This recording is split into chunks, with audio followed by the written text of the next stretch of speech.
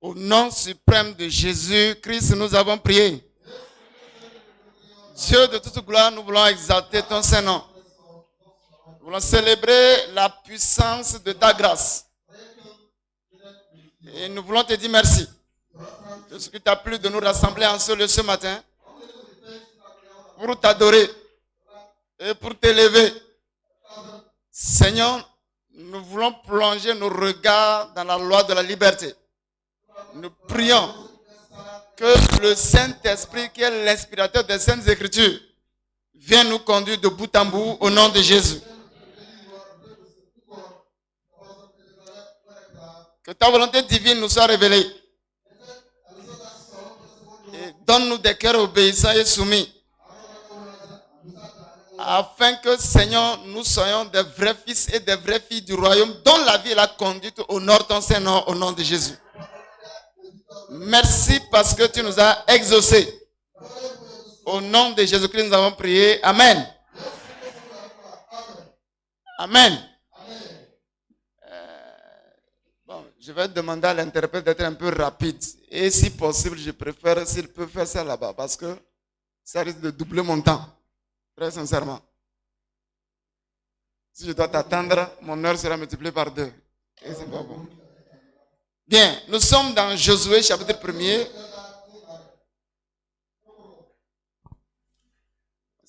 Josué chapitre 1er. Nous sommes à l'étude 150. Bien, je ne sais pas, avant de démarrer cette nouvelle étude, est-ce que quelqu'un peut nous faire un résumé de la leçon précédente? La bénédiction des tribus et la mort de Moïse. Voilà, il y a une main ici, s'il vous plaît. Il n'y a pas les surveillants avec les micro-baladeurs? Il n'y a pas? Bon, pour le moment, il n'y a pas de micro. Oui, mon frère, il fallait.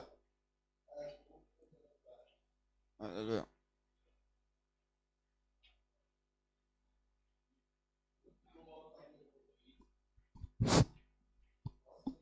J'ai pu retenir à travers cet enseignement et que chacun de nous a une part à jouer dans la maison de l'Éternel, tout comme Canaan était promis pour tout Israël, mais arrivé, chaque tribu a reçu une bénédiction.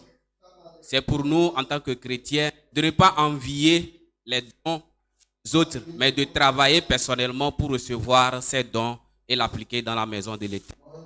Et par la suite, j'ai pu retenir également que dans la maison de Dieu, comme Moïse a été discipliné par Dieu, il n'a pas vu et il n'a pas atteint la terre promise.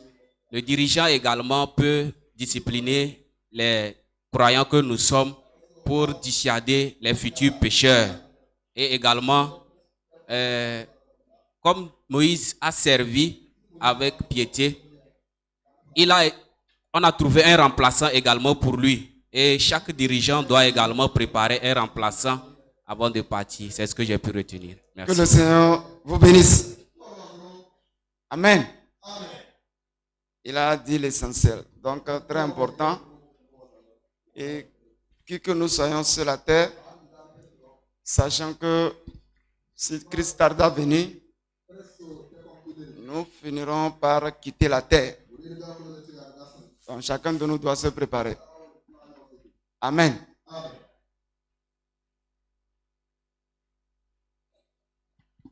S'il vous plaît, l'interprétation de... Vous me parlez là-bas directement, c'est pas mieux, vraiment. Au message, c'est bon. Mais sonder là, ça ne nous aide pas. Amen. Merci. Bien, nous sommes dans le livre de Josué, chapitre 1er. Verset 2 et le verset 3 sont des versets à mémoriser. Nous allons aller directement au verset 2 et verset 3. S'il vous plaît, ouvrons la Bible lorsque nous sommes dans la maison de Dieu et qu'il s'agit de l'enseignement biblique. C'est très important. Que ce soit message ou enseignement, faisons l'effort d'être à la page, s'il nous plaît. C'est très important. Verset 2. Je vais lire après, nous allons lire ensemble. Moïse, mon serviteur, est mort. Maintenant, lève-toi, passe ce Jourdain, toi et tout ce peuple pour entrer dans le pays que je donne aux enfants d'Israël. Tout lieu que foulera la plante de votre pied, je vous le donne comme je l'ai dit à Moïse. Ah, moi je pense... Hein? Il faut être connecté. Amen. Voilà des déclarations de promesses comme ça. Il faut prendre ça avant de partir d'ici. Amen. D'accord, maintenant nous allons lire ensemble. Je vais lire, vous allez lire après moi. Moïse, mon serviteur, est mort. Maintenant, lève-toi, passe ce Jourdain. Toi et tout ce peuple pour entrer dans le pays que je donne aux enfants d'Israël.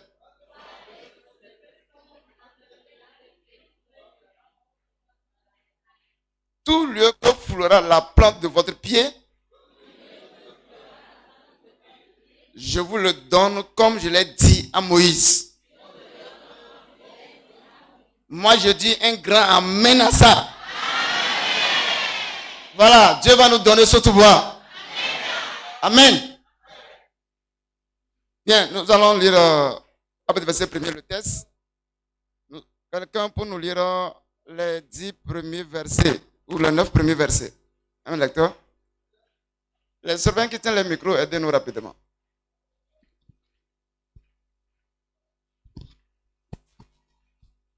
Après la mort de Moïse, serviteur de l'Éternel, l'Éternel dit à Josué, fils de Nun, serviteur de Moïse, Moïse, mon serviteur, est mort. Maintenant, lève-toi, passe ce Jourdain, toi et tout ce peuple, pour entrer dans le pays que je donne aux enfants d'Israël.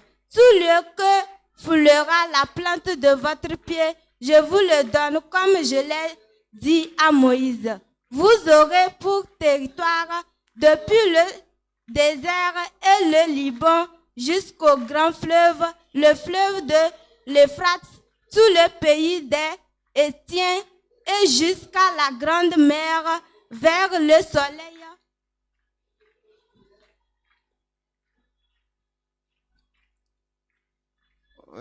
C'est le vent qui l'embête. Vers le soleil couchant. Nul ne tiendra devant toi tant que tu vivras. Amen. Je serai avec toi comme j'ai été avec Moïse. Je ne te laisserai point. Je ne t'abandonnerai point. Fortifie-toi et prends courage, car c'est toi qui mettras ce peuple en possession du pays que j'ai juré à leur père de leur donner. Fortifie-toi seulement et aie bon courage, en agissant fidèlement selon toute la loi que Moïse, mon serviteur, t'a prescrite. Ne t'en détourne ni à droite ni à gauche, afin de réussir dans tout ce que tu entreprendras. Que ce livre de la loi ne s'éloigne point de ta bouche. Médite-le jour et nuit pour agir fidèlement selon tout ce qui y est écrit. Car c'est alors que tu auras du succès dans tes entreprises. C'est alors que tu réussiras. Ne t'ai-je pas donné cet ordre? Fortifie-toi et prends courage. Ne t'effraie point et ne t'épouvante point. Car l'Éternel, ton Dieu, est avec toi, tout ce que tu entreprendras. Dans tout ce que tu entreprendras. Amen. Comme le texte n'est pas trop long, une autre personne pour nous terminer la lecture. Voilà. Mon frère veut ramasser beaucoup de bénédictions ce matin. D'accord. Parcourez le camp, et voici ce que vous commanderez au peuple. Préparez-vous des provisions, car dans 3 jours, vous passerez ce Jourdain pour aller conquérir le pays dont l'Éternel, votre Dieu, vous donne la possession. Josué dit aux Reubenites, aux Gadites et à la demi-tribu de Manassé, rappelez-vous ce que vous a prescrit Moïse, serviteur de l'Éternel, quand il a dit, l'Éternel, votre Dieu, vous a accordé du repos et vous a donné ce pays. Vos femmes, vos petits-enfants et vos troupeaux resteront dans le pays que vous a donné Moïse de ce côté-ci du Jourdain. Mais vous tous, hommes vaillants, vous passerez en armes devant vos frères et vous les aiderez, jusqu'à ce que l'Éternel ait accordé du repos à vos frères comme à vous, et qu'ils soient aussi en possession du pays que l'Éternel votre Dieu leur donne. Puis vous reviendrez prendre possession du pays qui est votre propriété et que vous a donné Moïse, serviteur de l'Éternel, de ce côté-ci du Jourdain vers le soleil levant. Ils répondirent à Josué en disant: nous ferons tout ce que tu nous as ordonné et nous irons partout où tu nous enverras. Nous t'obéirons entièrement comme nous avons obéi à Moïse. Veille seulement, l'Éternel, ton Dieu, est avec toi comme il a été avec Moïse. Tout homme qui sera rebelle à ton ordre et qui n'obéira pas à tout ce que tu lui commanderas sera puni de mort.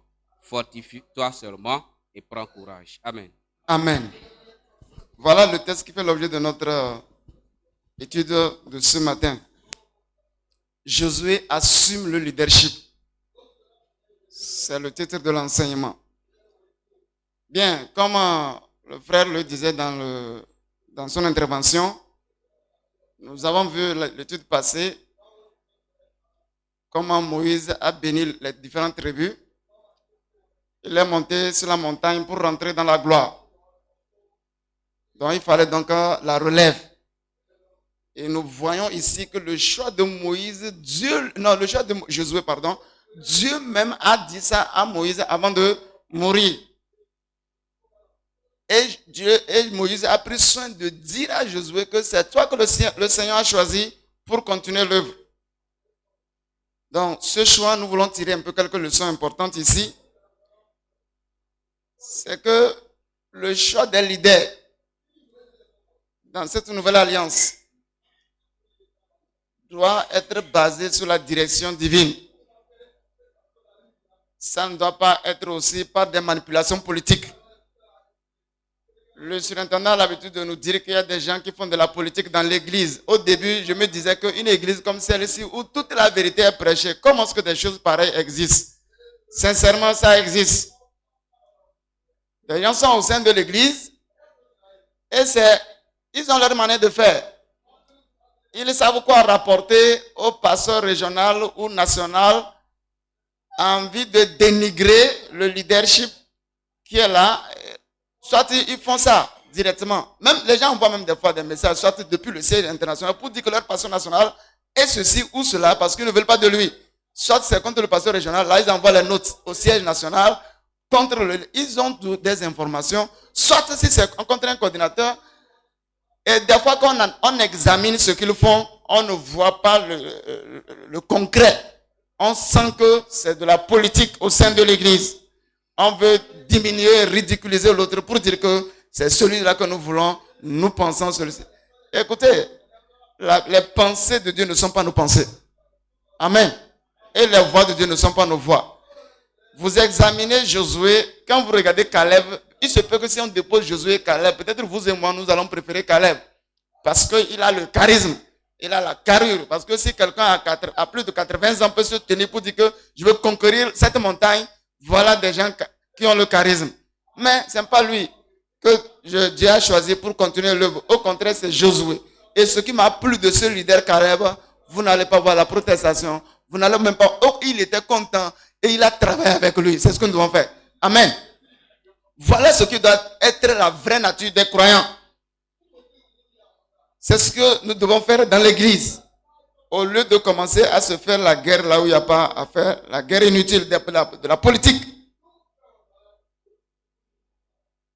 Et dans le Nouveau Testament, le temps me manquerait, mais est-ce qu'il faut le lire? On peut le lire, c'est important.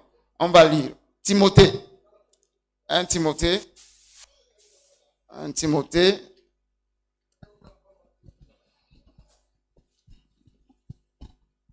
Timothée 1. 1 Timothée 1. Voilà, Timothée. 1 Timothée, chapitre 1er. Je vais lire verset 2. Non, je vais aller dans le chapitre 3. Alors, 1 Timothée 3, c'est ça qui m'intéresse même. 1 Timothée 3, à partir du verset 1er.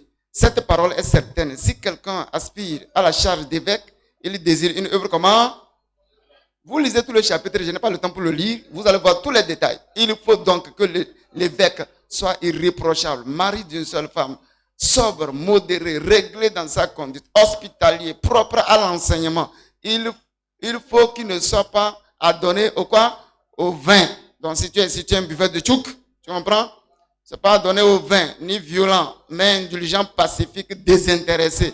Il faut qu'il dirige bien sa propre maison et qu'il tienne ses enfants dans la soumission et dans une parfaite honnêteté. Vous pouvez lire la suite après. Lisons quelque chose dans Tite. Vous allez voir dans Tite aussi. Tite 1. Tite 1, je lis le verset 5.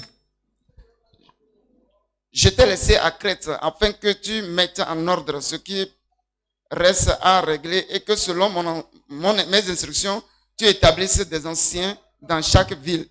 S'il s'y trouve quelque homme irréprochable, mari d'une seule femme, ayant des enfants fidèles, qui ne soient ni accusés de débauche, ni de rebelles. Voilà, vous pouvez aussi lire la suite. Voyez un peu les conditions. Ailleurs, il dit même qu'il ne faut pas que la personne ait moins de 30 ans. Et au niveau des femmes, il dit même que pour les femmes, les veuves, il dit ailleurs de ne pas avoir moins de 60 ans. Tout ça aussi, ça c'est les conseils de Paul dans le cadre d'avoir des leaders modèles. C'est bon d'avoir l'ancienneté, mais c'est bon que ce choix, dès que le Seigneur demande d'établir tel leader, il faut vérifier, bien, j'ai reçu la révélation de Dieu, mais il faut vérifier les paramètres nécessaires, scripturaires pour voir, est-ce que c'est bien? Si toutes les conditions sont réunies, c'est bien que cette personne reste à la tête. Parce qu'aujourd'hui, l'Église aussi a des défis. Des fois, bon, ceux qui sont ici savent que nous avons passé par les formations des cellules. On a dirigé les cellules après la formation des ouvriers. Mais aujourd'hui, il y a des gens, des fois, qu'on nomme qui ne passent pas par tous ces protocoles. Vous voyez, tout ça, c'est des défis. Dieu va nous aider. Amen. Bien, rapidement, pour aller, premier point, l'appel et la commission de Josué. L'appel et la commission de Josué. J'ai pris soin qu'on lise tout le texte pour qu'on ne perde plus le temps à lire tout le texte à tout temps. Moi, je vais lire quelques premiers versets là. Josué premier, les 5 premiers versets, je ne vais pas tout lire quand même.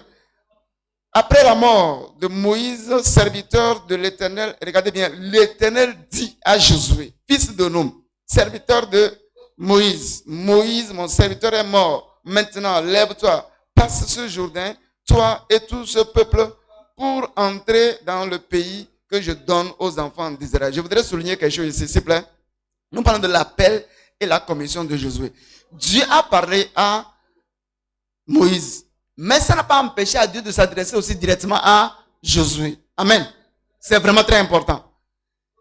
En réalité, avant qu'on ne vienne te dire de faire ceci, normalement tu dois être averti d'avance. Ça ne doit pas être une surprise.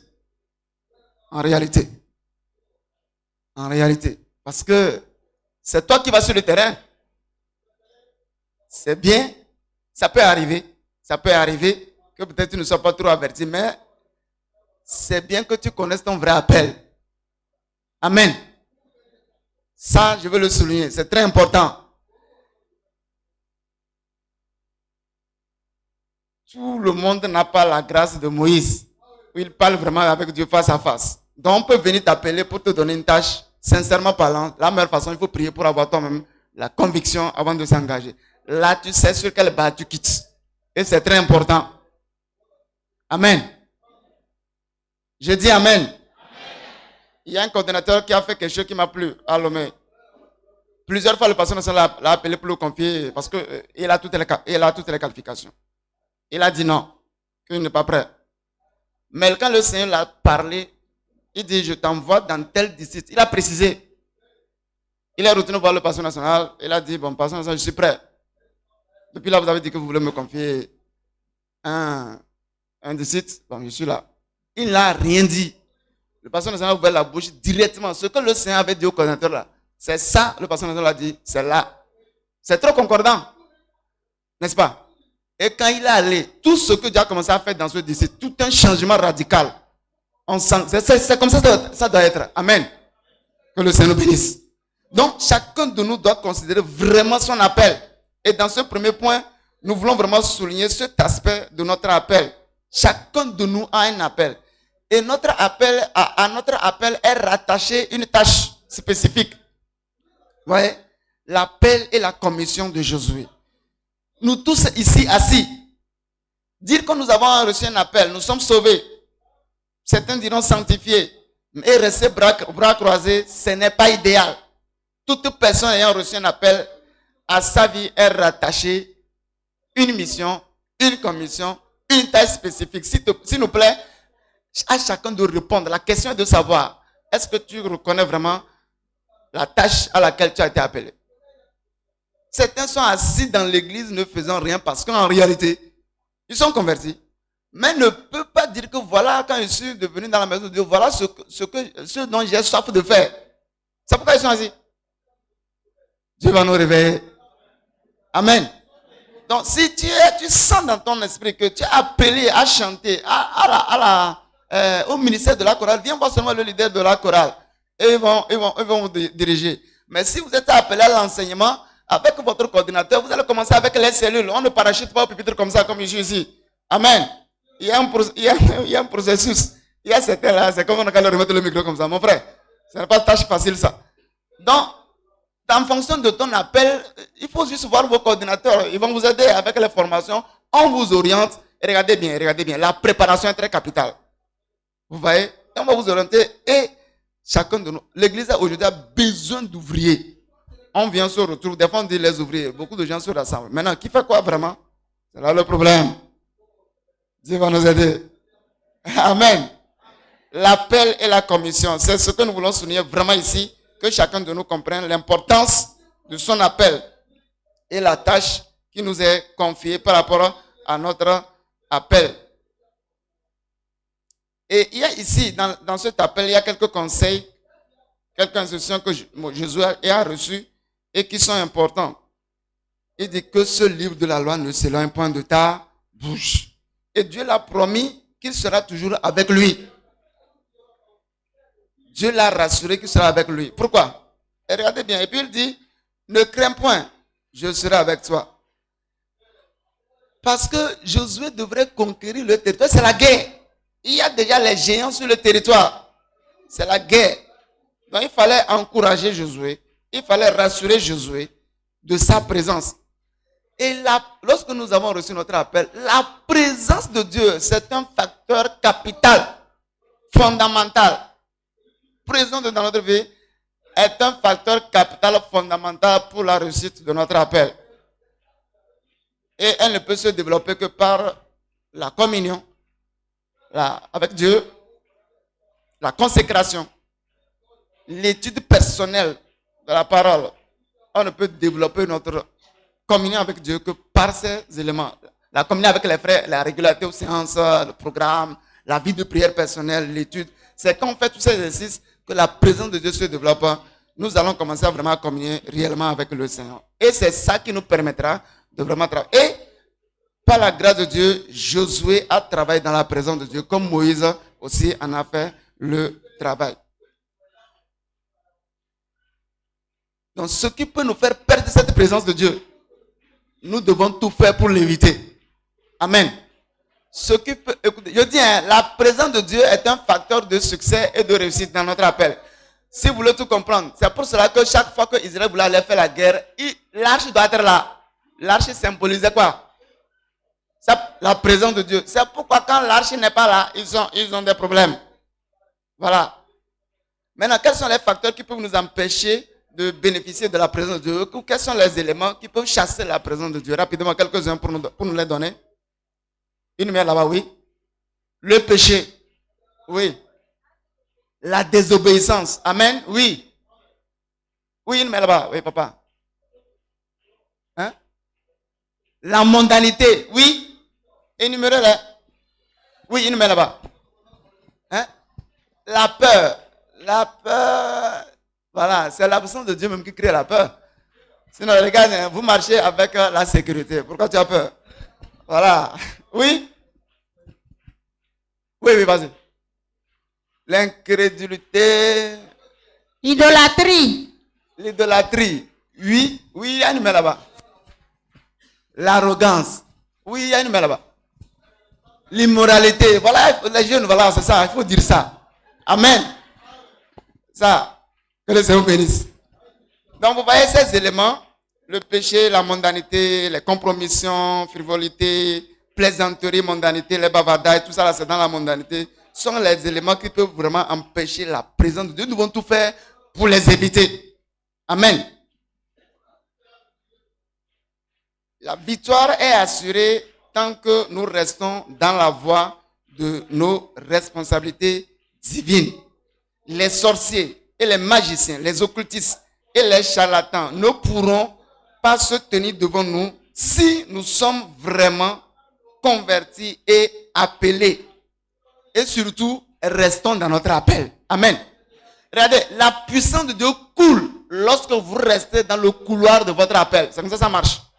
Vous restez dans le couloir de votre appel, la puissance vous accompagne. Parce que c'est Dieu qui vous a commissionné, c'est Dieu qui vous a envoyé. Alors il travaille avec vous. C'est ça. Maintenant, vous vous engagez dans une tâche où il ne vous a pas envoyé et vous le sollicitez de venir, vous allez souffrir. Deuxième point. La voie vers un leadership couronné de succès. Très important ici, quelques éléments que nous voulons souligner. Nous voulons souligner la vie d'obéissance de Josué. Vous voyez? La voie vers un leadership couronné de succès. Bien. Et permettez-nous, parce que des fois, des programmes comme ça, quand il y a des intellectuels dans la salle, c'est que le leadership, c'est quoi? Voilà. C'est quoi le leadership? Une main derrière là-bas. Oui. Oui. Le leadership, je dirais que c'est le meneur d'une équipe à bon port. Amen. Conduire des gens d'un point A vers un point B. C'est ça un leader. Donc, on est déjà leader à la maison. Père de famille, vous êtes leader. Bon, il y a aussi le leadership personnel. Ça aussi, c'est ça. Il faut apprendre à se diriger soi-même avant de diriger les autres. Donc, leadership familial, n'est-ce pas? Et en société, chef de service, là, ça, c'est le leadership en société. Maintenant, nous sommes ici en tant que des responsables de l'église, donc c'est le leadership religieux, si vous voulez. Amen. Donc, c'est ça le leadership. La voie vers un succès, la voie vers un leadership couronné de succès à tous les niveaux. Ce qu'on nous enseigne dans l'église, nous l'appliquons, ça va nous aider à tous les niveaux. Ce n'est pas seulement dans l'église. Amen.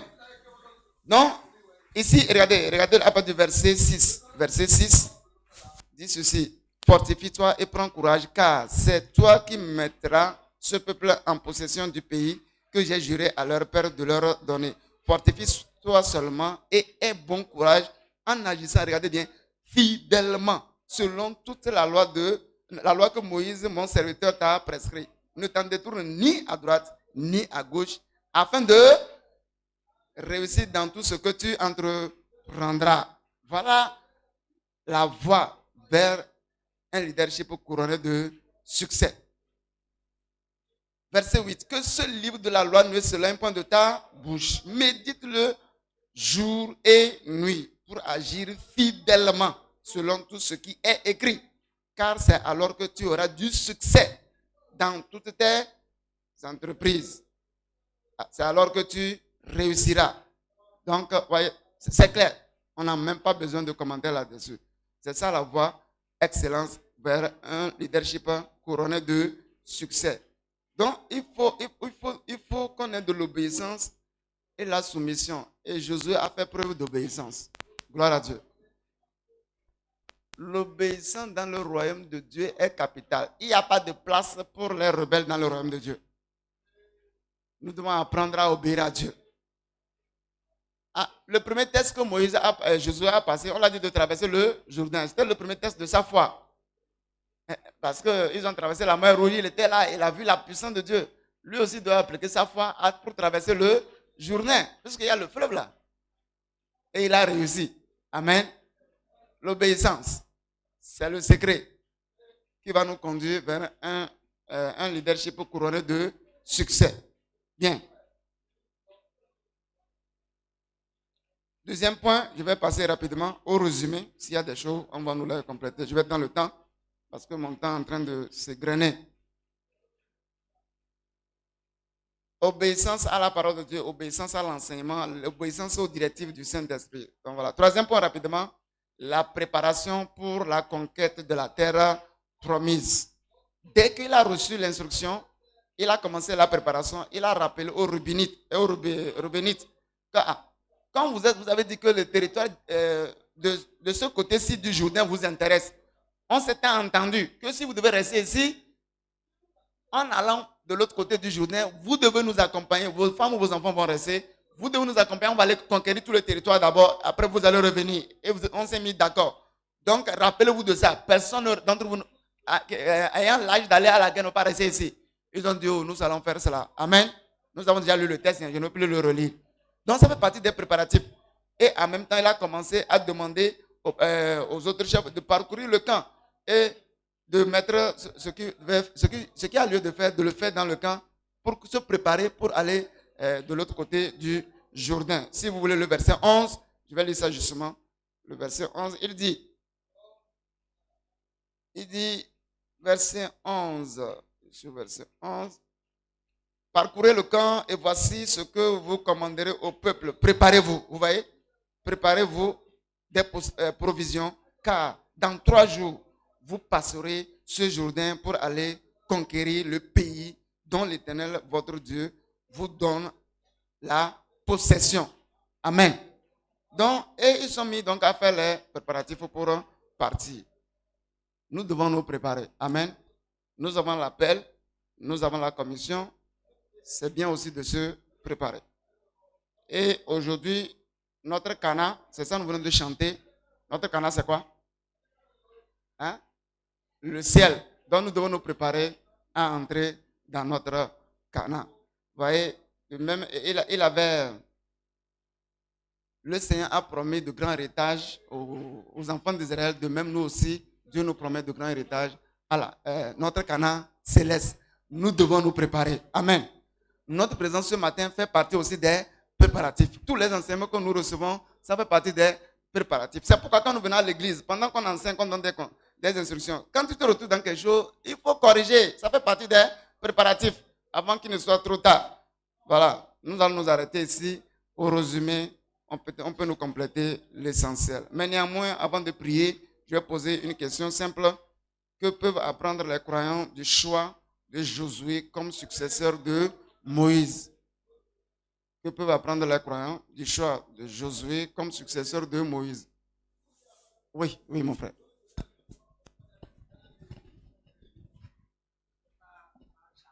C'était le choix de l'Éternel. Voilà, donc ce n'était pas un choix charnel, ce n'était pas lié parce qu'il est de mon ethnie, il est de quoi, ça n'avait rien à voir de charnel, c'était sous la direction de Dieu et que ce principe doit être maintenu.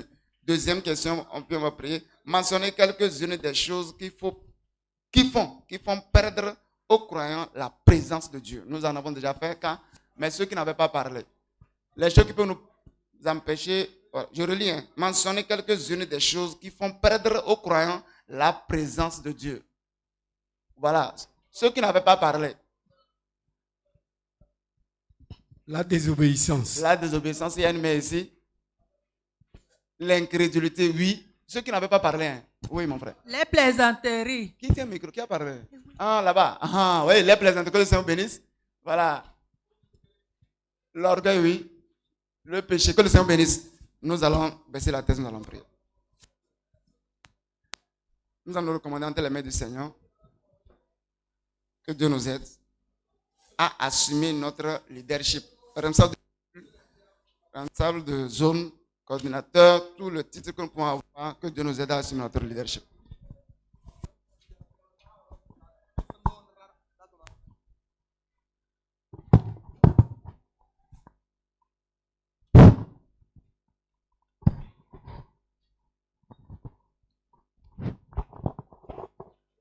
Au nom de Jésus, nous avons prié. Relevez la tête. Ce matin, nous sommes en train d'aborder le livre de Josué. Et les 18 premiers versets que nous avons parcourus nous présentent l'appel, la commission de Moïse et de Josué, la succession de Moïse par Josué, les préparatifs pour prendre possession de Cana. Bien, nous sommes au temps de questions-réponses. S'il y a des questions, les mains en l'air, pour qu'on puisse se faire usage du temps. Oui, je ne vois aucune main. Il n'y a pas de main.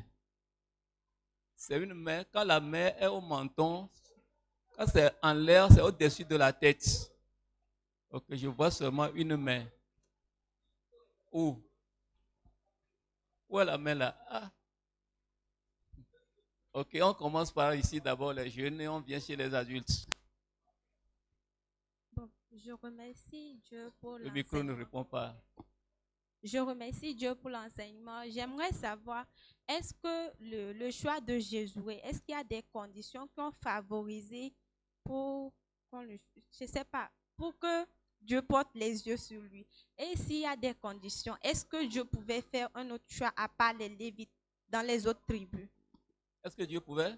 Faire un choix dans les autres tribus.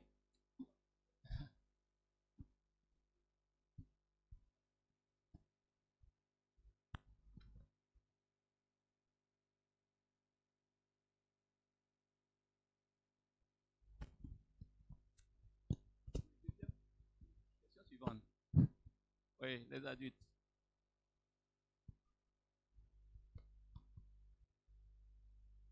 Je remercie Dieu pour l'enseignement. C'est ma question que Moïse, avant de conduire les enfants d'Israël,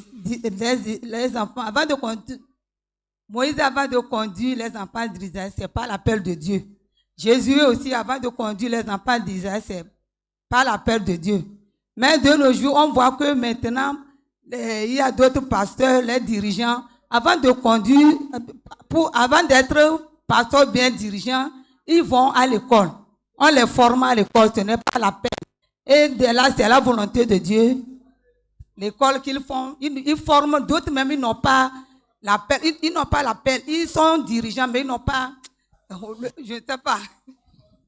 Comment peux-tu savoir qu'ils n'ont pas l'appel? La personne, toi-même, tu vois qu'il n'a pas le niveau même spirituel. Ok. Gloire à Dieu. C'est Dieu qui juge. Là, nous ne pouvons pas savoir si vraiment ils n'ont pas le niveau spirituel ou pas. Mais toutefois, nous allons parcourir les Écritures à travers l'enseignement que nous venons de recevoir. Vous savez, la première question demande si c'est parce que Josué avait des critères bien définis qui avaient poussé Dieu à le choisir. C'était ça, n'est-ce pas? Et autrement dit, Dieu pouvait-il choisir quelqu'un d'une autre tribu? Ok. Bien. Dieu, tout d'abord, ce que nous devons reconnaître de Dieu, Dieu est souverain. Nul n'a jamais assisté au conseil de Dieu pour lui montrer ce qu'il doit faire. Nous sommes d'accord. Voilà pourquoi, quand Dieu veut faire quelque chose, il dit faisons. Il n'y a pas la contribution de l'homme. Là où il a besoin de la contribution de l'homme, c'est parce qu'il a déjà créé l'homme. Avant l'homme, il faisait ce qu'il voulait faire, n'est-ce pas? Maintenant qu'il a besoin de gérer le monde par l'homme, parce qu'il veut se faire connaître, il a créé l'homme. Alors c'est pour dire quoi? Dieu est le maître du monde et il est l'administrateur du monde. Et il a un plan par lequel il gère le monde. Et il sait qui peut faire quoi, qui peut ne pas faire quoi que ce soit. Il a dit dans le proverbe que Dieu a tout créé, et même le méchant pour un but. Et même le méchant dans ce monde-là. C'est pour un but que Dieu a créé même le méchant. Nous comprenons? Alors, par rapport à Josué ici, Josué, il a des critères enviables. Josué, il a des critères enviables. Quand nous prenons même l'introduction seule, bien que Josué possédât de bonnes qualités de leader, il a attendu que Dieu le désigne. Cette phrase-là, ça c'est un défi pour tout un chacun. Un défi pour tout un chacun. C'est là le caractère interne que personne ne peut voir avec qui que ce soit. Depuis son jeune âge, Josué avait été serviteur de Moïse. Et aussitôt que le ministère de Moïse a commencé, Josué était à ses côtés et le servait. Donc, Josué a reçu la formation de Moïse. Et quand Moïse devait aller sur la montagne pour recevoir la loi, et au moment où le peuple dans la vallée avait commis le péché du veau d'or, Moïse n'était pas allé avec Aaron, il n'était pas allé avec Marie, sa sœur, mais il était allé avec qui? Avec Josué. Et au retour, quand les bruits retentissaient de la vallée et montaient, Josué avait dit à Moïse, il dit, mon Seigneur, c'est comme un cri de victoire. Un cri de victoire. Pour lui, le peuple serait confronté à une bataille et qu'il aurait remporté la victoire. Mais Moïse étant le dirigeant, le formateur, pas discernement, a dit que le bruit que j'entends là, ce n'est pas le bruit de vainqueur ni de vaincu. Vous voyez, c'est ça la différence entre le leader et l'apprenant. L'apprenant, Josué, a constaté que c'est un cri de victoire. Mais le formateur, Moïse, dit que non, ce n'est pas un cri de vainqueur ni de vaincu. Mais qu'est-ce que je voulais souligner par ici? Josué a fait une remarque. Moïse l'a ramené à la vérité. C'est pour dire quoi? Que Josué a suivi la formation au pied de Moïse. Malgré toute la formation et toutes les compétences que Moïse a développées en Josué, Josué ne s'est jamais levé pour revendiquer un titre, une position, que ce soit. Lorsque Moïse devait aller combattre les Amalécites, qu'est-ce que Moïse a fait? Moïse n'a pas pris Josué pour l'amener avec lui sur la montagne de prière. Mais il a pris qui? Aaron et Our. Mais quant à Josué, il lui a dit quoi? Toi, sors devant le peuple, organise la bataille, suscite une armée et va au-devant des Amalécites. Ouais, il était en formation. Moïse le formait. Pendant que Moïse et Aaron supportaient les bras de Moïse et que Moïse priait en élevant la verge, Josué, au champ de bataille, sur le front, était avec l'armée. Tout cela, c'est sous le leadership de Moïse. Donc, Josué a reçu la formation spéciale de Moïse. Mais ce qui est particulier chez Josué, il n'a jamais affiché, il n'a jamais revendiqué une position, une place que ce soit. Jusqu'au moment où Moïse devait partir et Dieu même a porté ses regards sur Josué en disant, Moïse, mon serviteur, s'en va. C'est toi, Josué, maintenant, il va mettre ce peuple-là en possession de la terre promise. C'est Dieu même qui a désigné. Nous voyons. Dieu pouvait désigner également n'importe qui répond à son plan. N'importe qui répond à sa volonté. C'est parce que Josué répondait à sa volonté. Il avait toutes les compétences et c'est un guerrier bien formé. Alors il pouvait accomplir bien, achever la mission de Moïse. Voilà pourquoi Dieu l'avait choisi. Nous sommes d'accord? C'est bon. Alors, en tant qu'enfant de Dieu, si nous voulons que Dieu nous utilise, qu'est-ce que nous devons faire? Nous n'avons pas à lutter avec un leadership que ce soit, mais c'est de développer des compétences. Si notre salut est authentique, gardons le salut. Continuons avec le Seigneur, de victoire en victoire. Le jour J du Seigneur vient. Gloire à Dieu. Vous savez, il y a quelque chose qui fait mal aux pasteurs, aux dirigeants aujourd'hui. Il y a des jeunes qui ont des compétences et que le leadership de l'Église nourrit l'espoir que ces jeunes-là peuvent servir ceci, à cela plus tard. Donc, on les accompagne. Mais chemin faisant,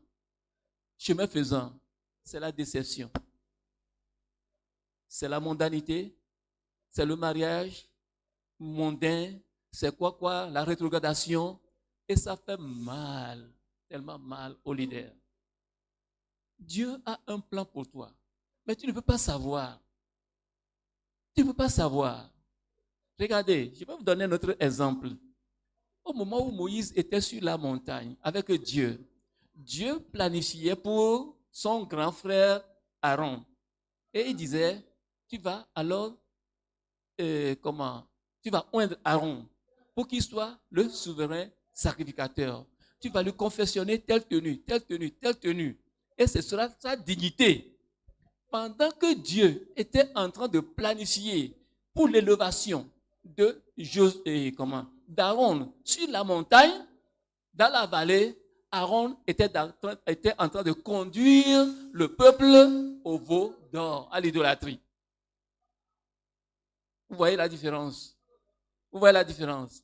Parfois, on est pressé à cause, bien pour le fait qu'on est trop pressé, on rate le plan de Dieu. Parfois, on est dans l'étroitesse d'esprit. On n'arrive pas à bien comprendre le leader. Quand le leader dit fais comme ça, non, on n'est pas d'accord avec lui, on fuit. Tu vas rater le plan de Dieu. Tu vas rater le plan de Dieu. Voilà. Donc, il y a plusieurs raisons par lesquelles plusieurs ont raté le plan de Dieu.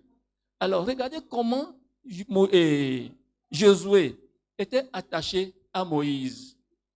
S'il faut aller plus loin, regardez Élie et Élisée. Élisée était un indépendant, un homme autonome.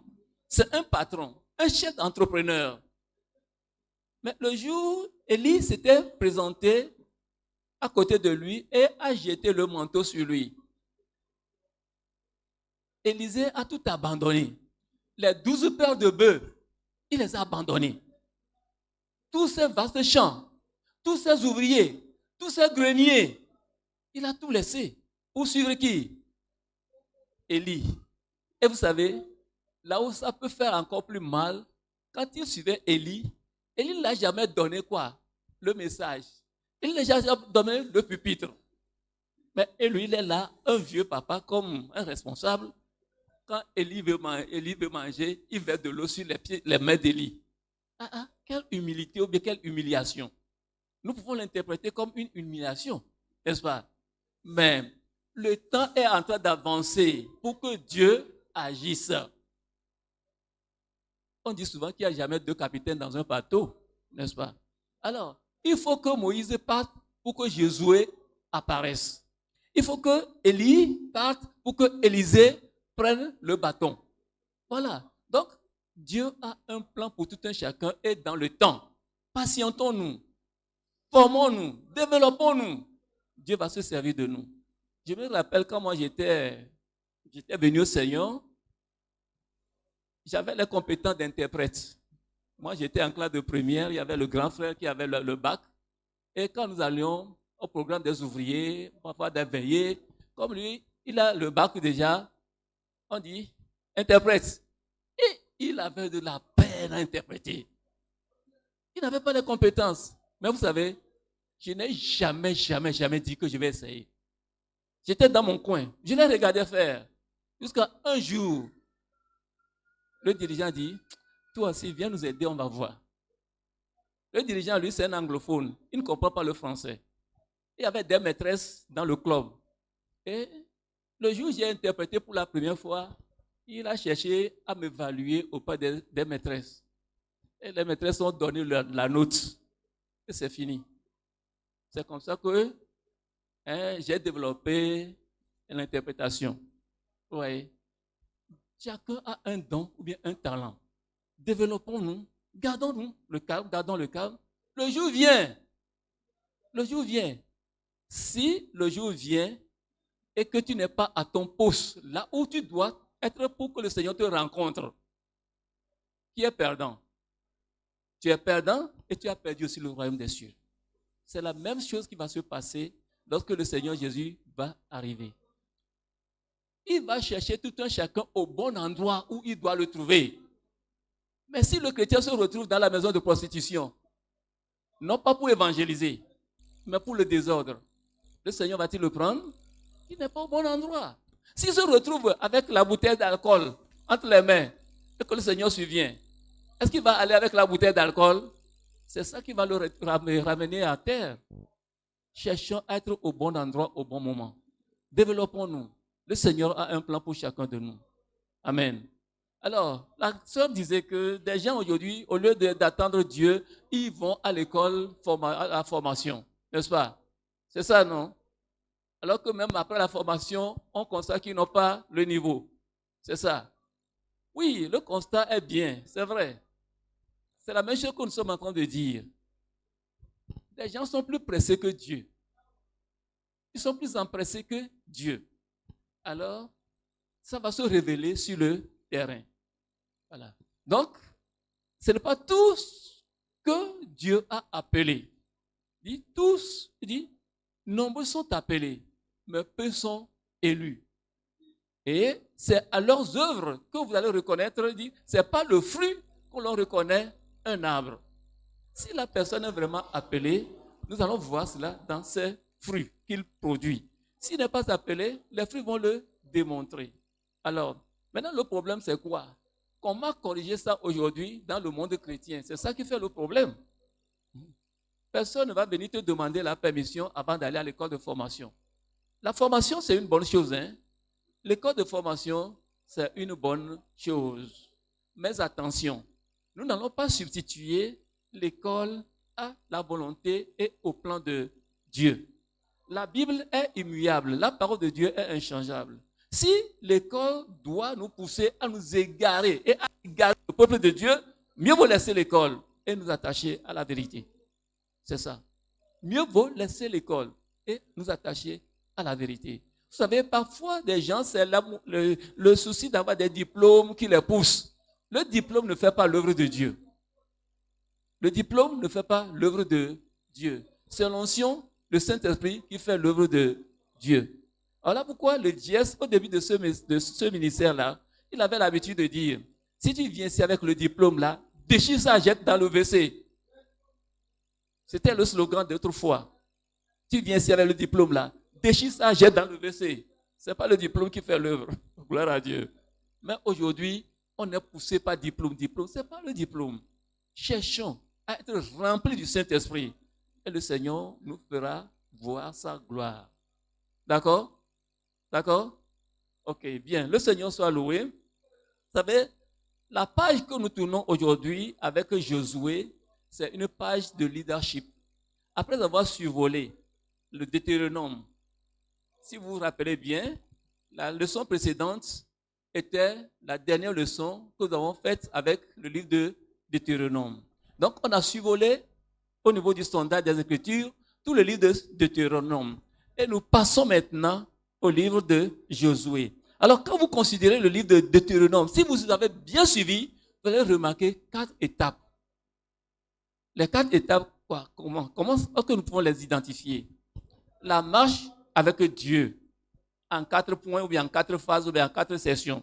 Vous voyez, le peuple d'Israël qui était en servitude en Égypte.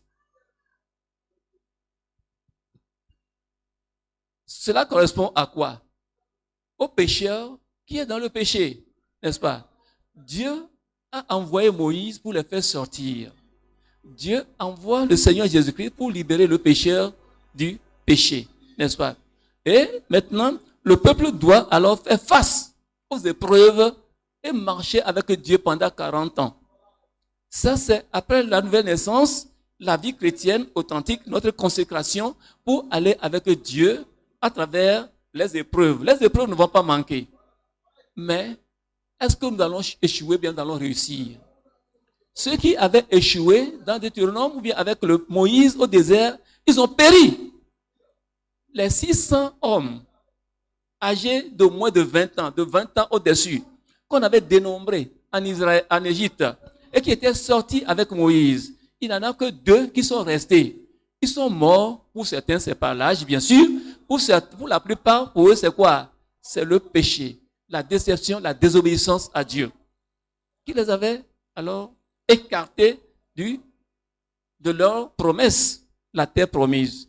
C'est le même scénario, c'est la même scène qui se produit également avec la vie chrétienne. Lorsque nous obtenons le salut et que nous venons à Dieu, Dieu attend que nous soyons consacrés à lui et lutter, résister au mal pour arriver, en fin de compte, où? Dans le royaume. Oui. Et maintenant, ils ont passé ces étapes-là et au seuil de Canaan maintenant, Moïse est parti et qu'il était question maintenant que quelqu'un d'autre vienne assumer ou bien achever son ministère. C'est là l'appel de Josué. Et Josué, ici, nous parlerons avec le temps du leadership de Josué. Vous voyez comment Josué a été choisi et comment Dieu l'a utilisé. Vous voyez, nous pouvons voir que aller à Canaan était la volonté de Dieu. Et Dieu apporte toujours son approbation à toute personne qui est prête à faire sa volonté. Toute personne qui s'inscrit dans la volonté de Dieu, Dieu apporte toujours son approbation. Parce que Josué était prêt à faire la volonté de Dieu depuis le temps de Moïse. Voilà pourquoi Dieu vient maintenant dire que tout lieu où foulera la plante de vos pieds, de tes pieds, il dit, tout lieu où foulera la plante de vos pieds, je vous le donne. Il a dit que personne ne peut alors te résister. Dieu vient le renforcer. Dieu vient l'encourager. Alors, parce que c'est la volonté de Dieu pour que lui, il installe le peuple sur la terre promise. Aujourd'hui, dans l'église, ce que nous connaissons comme la volonté de Dieu, c'est mariage. Vrai ou faux? Vrai ou faux? Si je pose la question, qu'est-ce que tu connais comme volonté de Dieu? Il va te dire mariage. Puisqu'on dit volonté de Dieu en mariage. Non, la volonté de Dieu, c'est quoi? Tout ce que Dieu veut que nous fassions d'ici, dans ce monde-là, avant d'arriver chez lui. C'est ça la volonté de Dieu. Que nous sortions du péché. Être sauvés. La repentance et la conversion. Que nous soyons sanctifiés. Dominer la chair et les passions de la chair du monde. Être sanctifiés. Et marcher avec Dieu. Marcher avec lui. Tout ce que Dieu dit. Obéir. Obéir. Tout ça, c'est la volonté de Dieu. Quand il dit d'aller partout dans le monde et faire toutes les nations des disciples, ça c'est quoi? C'est l'évangélisation. Mais c'est la volonté de Dieu pour que tout le monde soit alors évangéliste, pour annoncer l'évangile. L'enseignant a dit quelque chose, que à chacun qui est appelé, non, à chaque personne née de nouveau est attaché un appel. L'appel populaire est commun à nous tous, commence par l'évangélisation. L'évangélisation. Tu ne peux pas venir à Christ et ne pas évangéliser. Ça, c'est la volonté de Dieu pour tout un chacun. Qu'on le sache ou pas, tu peux le savoir ou tu peux ne pas le savoir. Dieu t'envoie pour annoncer sa parole. Alléluia. Et annoncer sa parole, ce n'est pas forcément prendre une valise, sortir ou bien quoi. Aller. Non, même celui avec qui tu manges, quand tu lui parles de Jésus, tu es en train de faire l'évangélisation. Et tu es dans la volonté de Dieu. Alléluia. Alors, ce n'est pas un grand effort à fournir, ce n'est pas un grand exercice. Le petit que nous pouvons faire, c'est avec la personne la plus immédiate avec qui nous sommes. Et nous partageons la parole avec cette personne. Nous sommes dans la volonté de Dieu. Dieu va nous approuver. Amen. Alors, que le Seigneur nous aide. Que le Seigneur nous aide. Tout un chacun ici. Que chacun se réveille. Et que chacun soit très conscient que le peuple d'Israël, après les 40 ans, était arrivé au seuil de Canaan. Et Moïse était celui qui doit les installer à Canaan. Vous voyez, il y avait, avec le temps, vous allez voir qu'il y a 2 tribus et demi qui ont choisi de rester en deçà de Canaan. C'est-à-dire, ils n'ont pas traversé le Jourdain. Ça, c'est une volonté permissive. Dieu, en définissant la superficie, comment l'appelle-t-on, géographiquement Canaan, il a dit à partir du Jourdain jusqu'à... Il n'a pas dit au-delà du Jourdain, ou bien, c'est ça, oui, au-delà du Jourdain, non. Non, ceux-ci, ils ont choisi de rester en deçà, ici, et que les autres traversent le Jourdain. Ça, c'est une volonté permissive. C'est un élément également qui détruit la vie des chrétiens. Le fait de choisir contre la volonté de Dieu, le fait de proposer à Dieu ce que Dieu ne t'a pas donné, le fait de vouloir faire ce que Dieu, là où Dieu ne t'amène pas. Dieu a dit, va à gauche. Mais tu dis, même si je dois tourner un demi-quart à droite, ça va me faire du bien quand même. Hein? Mais Dieu n'a pas dit ça. Dieu n'a pas dit ça. Alors, si Dieu te laisse faire, les conséquences t'attendent loin. Les conséquences t'attendent loin. Vous voyez, Abraham, le patriarche, il a été celui à qui nous avons reçu beaucoup de témoignages, n'est-ce pas? Mais vous savez, lorsque sa femme Sarah lui avait proposé leur servante Agar, n'est-ce pas? Abraham n'a pas refusé, il a accepté. Ça, c'est une volonté permissive. C'est à lui que Dieu avait fait la promesse, n'est-ce pas? C'est lui qui connaît la promesse. Dieu ne lui avait pas parlé d'Agar. Il dit, l'enfant qui naîtra de tes entrailles. Mais il était bien censé et bien instruit pour rejeter. Mais il n'a pas rejeté. Il a écouté sa femme. Vous savez la suite, la conséquence? Il a tellement aimé Ismaël. Mais le temps passant, il a eu conflit entre Ismaël et l'enfant de Sarai. Isaac, n'est-ce pas? Alors, c'est Sarai qui est venue dire, l'enfant là ne va pas rester avec mon enfant. La servante doit partir. Le cœur d'Abraham a commencé par saigner. C'est mon aîné. Oh, cet enfant-là, comment il va sortir de la maison?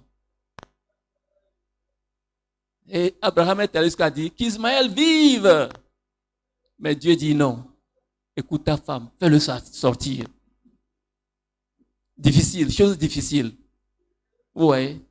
Donc, il y a parfois des manières par lesquelles Dieu nous discipline sans que nous soyons conscients que c'est une discipline.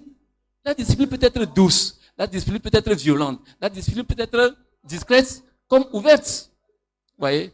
Donc, évitons jusqu'à ce que c'est que la volonté permissive pour que le plan de Dieu dans notre vie soit parfait. Amen. Le plan de Dieu soit total.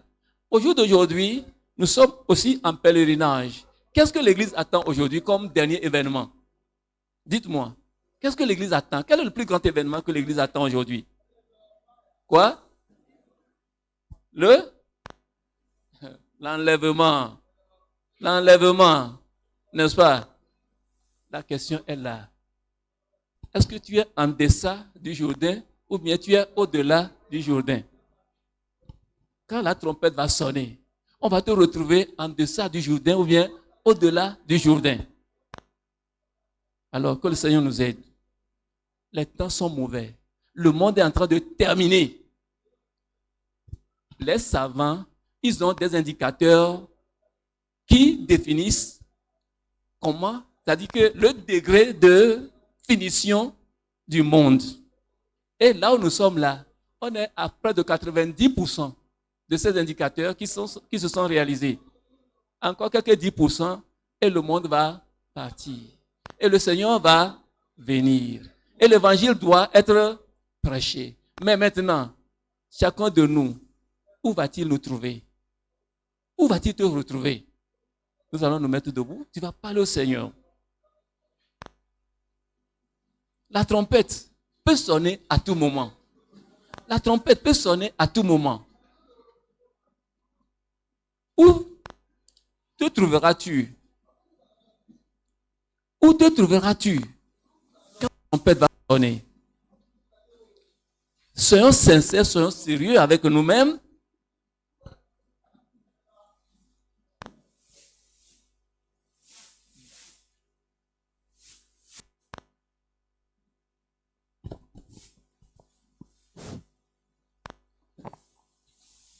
Soyons sincères, soyons sérieux avec nous-mêmes. Demandons, Seigneur, délivre-moi. Seigneur, délivre-moi de ce péché-là. Quel est le péché qui te dérange encore? Parle au Seigneur, c'est lui seul qui peut te délivrer. C'est lui seul qui peut le faire. Ne cache pas ce péché-là. Demande au Seigneur. C'est le bavardage, le commérage, l'hypocrisie, l'adultère, l'immoralité, le mensonge, les querelles, la sorcellerie. Confesse cela au Seigneur. Confesse cela. Demande au Seigneur. Demande-lui. Il va le faire. C'est pour ça que Jésus est venu. C'est pour ça que Jésus est venu. Alors, si le sang de Jésus ne peut pas te laver les péchés, alors, pourquoi tu parles de Jésus? Demande la grâce du Seigneur et il va t'écouter.